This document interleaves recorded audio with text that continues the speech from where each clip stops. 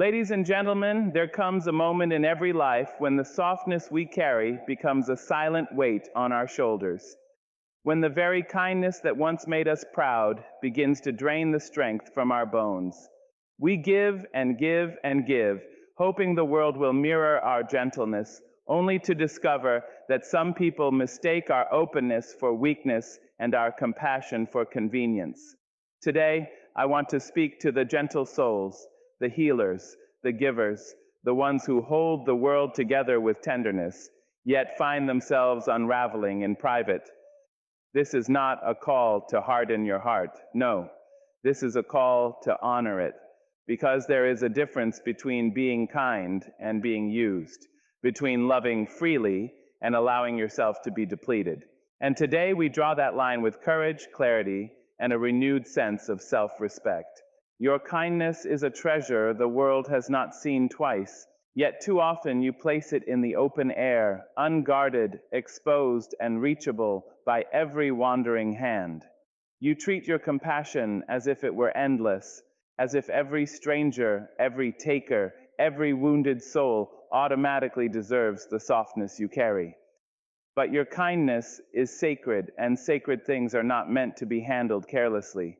There is a holiness in the way you love, a divinity in the way you lift others, and a quiet strength in how you show up even when your own spirit is trembling. But not everyone is worthy of that kind of grace. Not everyone has earned the right to sit in the warmth of your gentleness. There will be people who see the softness in you and mistake it for weakness.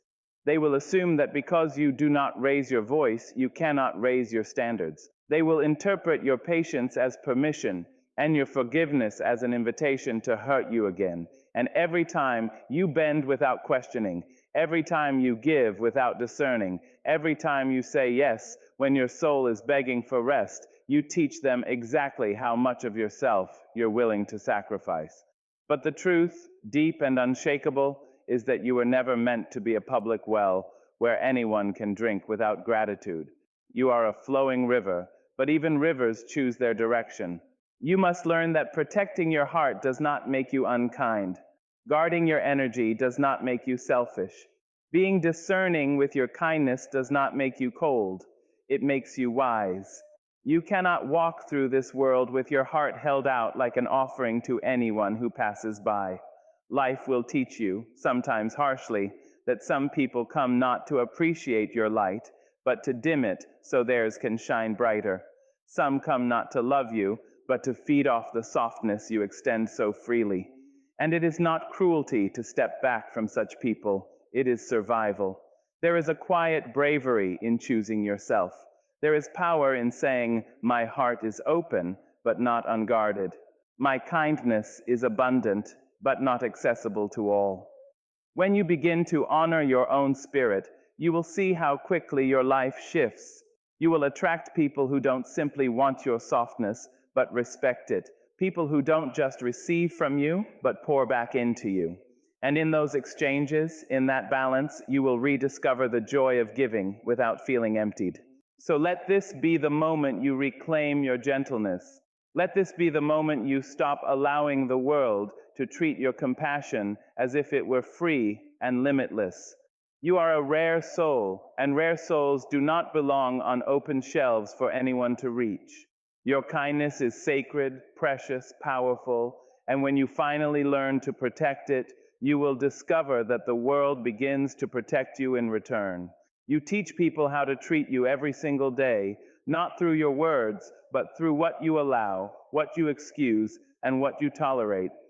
The world studies your silence more than your sentences.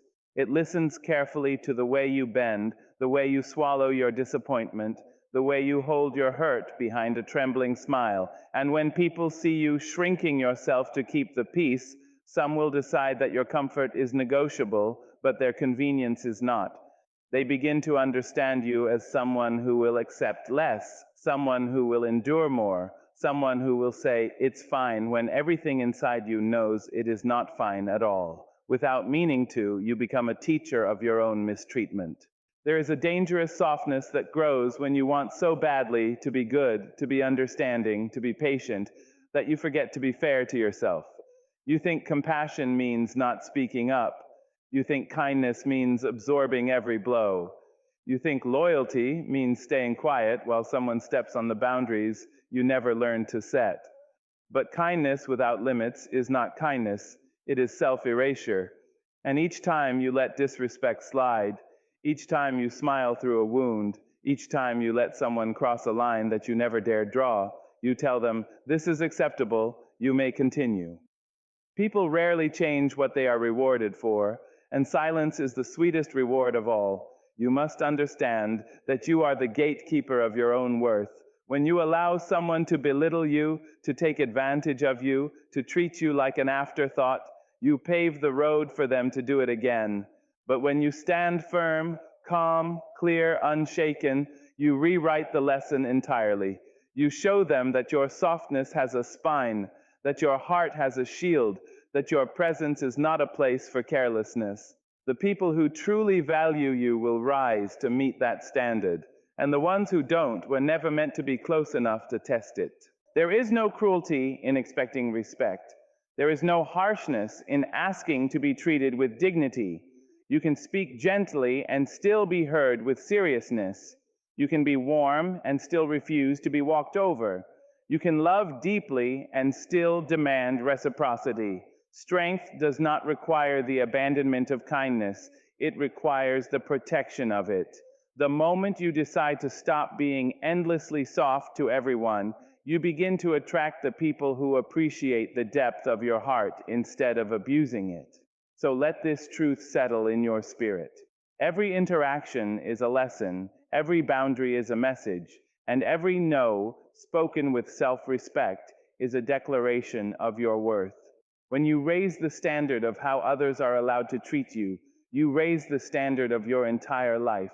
And when you finally choose to honor your own heart, the world learns to honor it too. Strength wrapped in velvet is still strength, and the world needs to hear that from your lips, not in a whisper of apology, but in the steady tone of someone who finally understands their own power. For too long, you have confused softness with surrender, believing that if you spoke firmly, someone would mistake you for cold.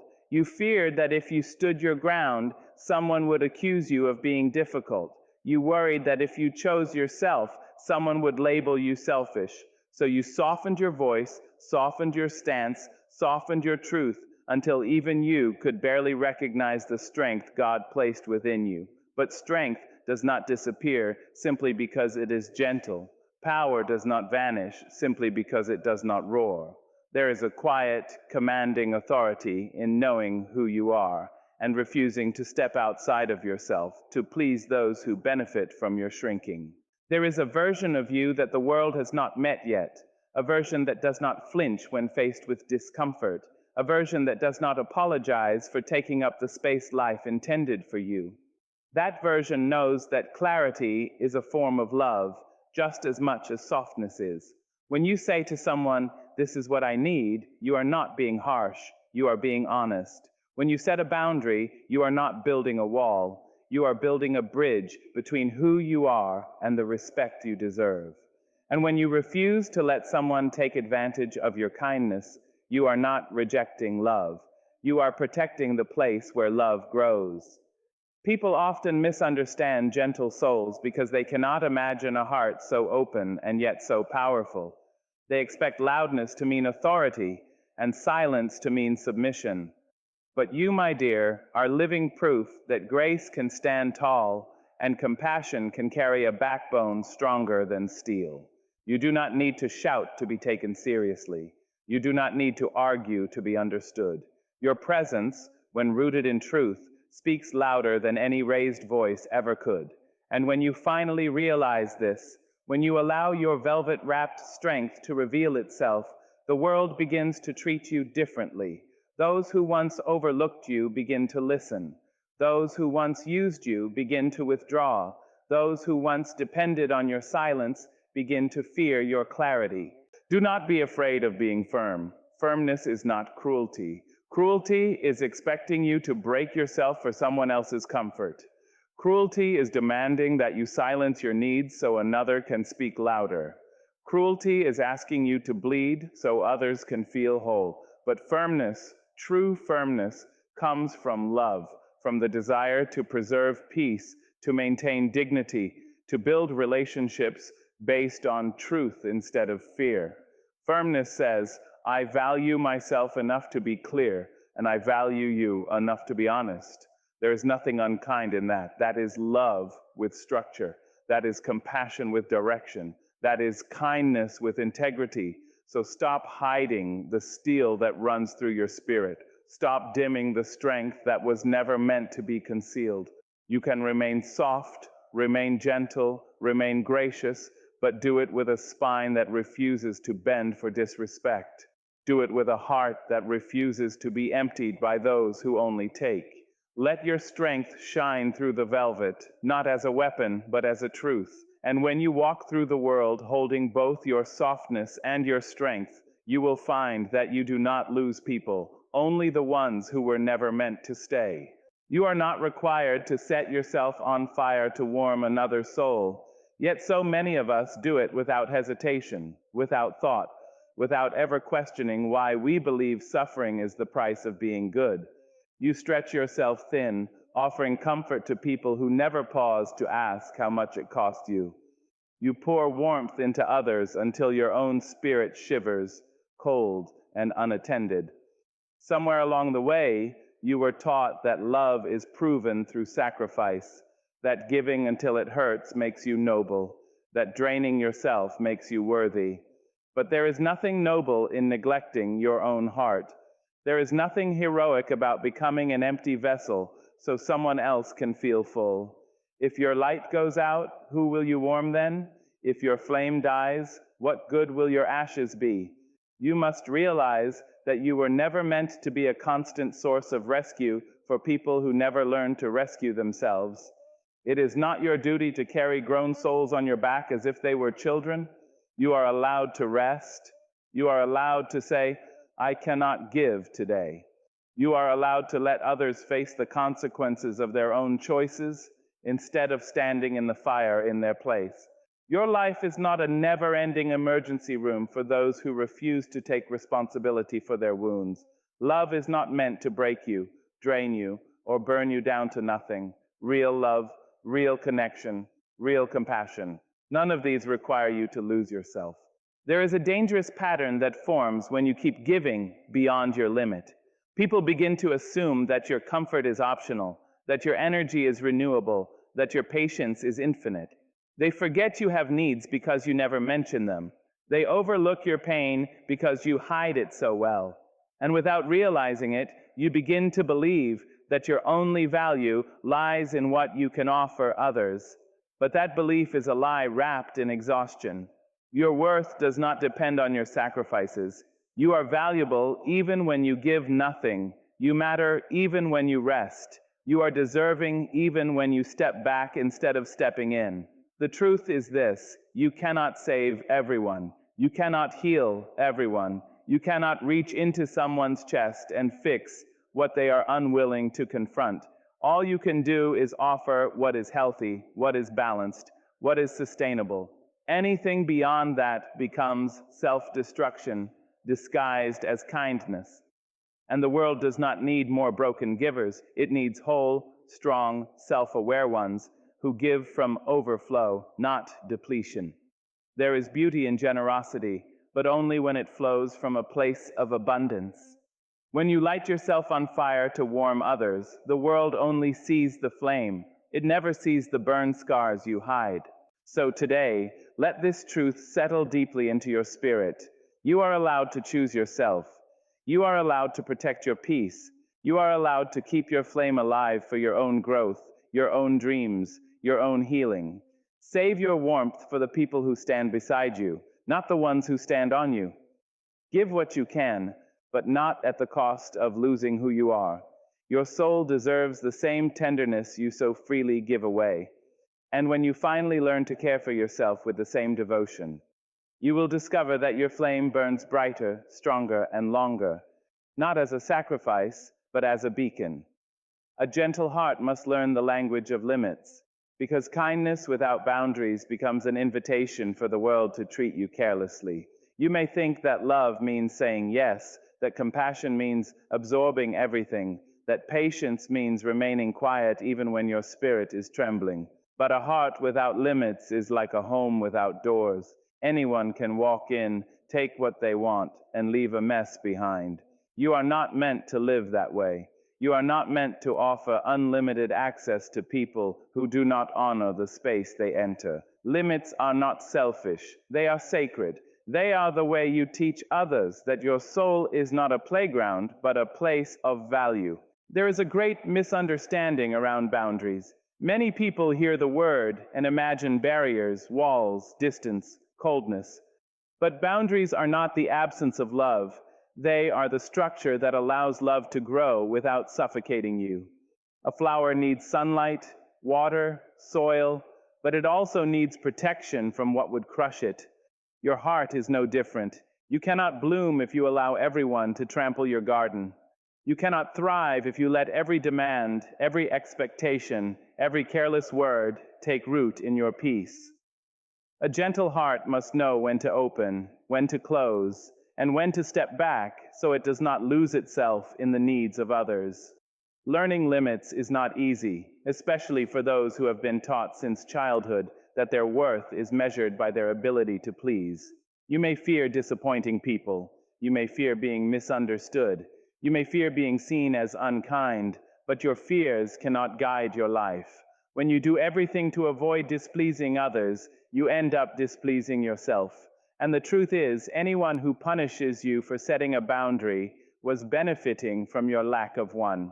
You do not need those people. You do not need relationships that exhaust you, drain you, or guilt you for choosing your own well-being. The people meant for you will respect your limits, not question them. There is a quiet strength in saying, "This is enough." There is a dignity in saying, "I cannot give more than I am able." There is freedom in saying, "This does not feel right to my spirit." These statements are not rejections, they are revelations. They reveal that you understand your worth. They reveal that you respect yourself. They reveal that you are no longer willing to abandon your own needs so someone else can feel comfortable. And once you start speaking this language, once your heart learns to express its limits with love and clarity, something shifts inside you. You feel lighter. You feel safer. You feel more whole. People may not understand your boundaries at first. Some will push against them, hoping you'll return to the version of yourself that was easy to access and easy to use. But do not bend. Do not shrink. Do not apologize for protecting your peace. The ones who truly see you, truly value you, will adjust. They will honor your limits because they understand that love is not proven through sacrifice alone. It is proven through respect. A gentle heart is not weak. It is wise. It knows that giving everything leaves it with nothing. It knows that openness without discretion leads to wounds that take years to close. It knows that limits are not walls, but doors. Doors that open to love, to trust, to real connection, while closing to anything that would break it. And when your gentle heart finally learns this language, you stop being afraid of disappointing others and begin protecting the most important relationship you will ever have, the one with yourself.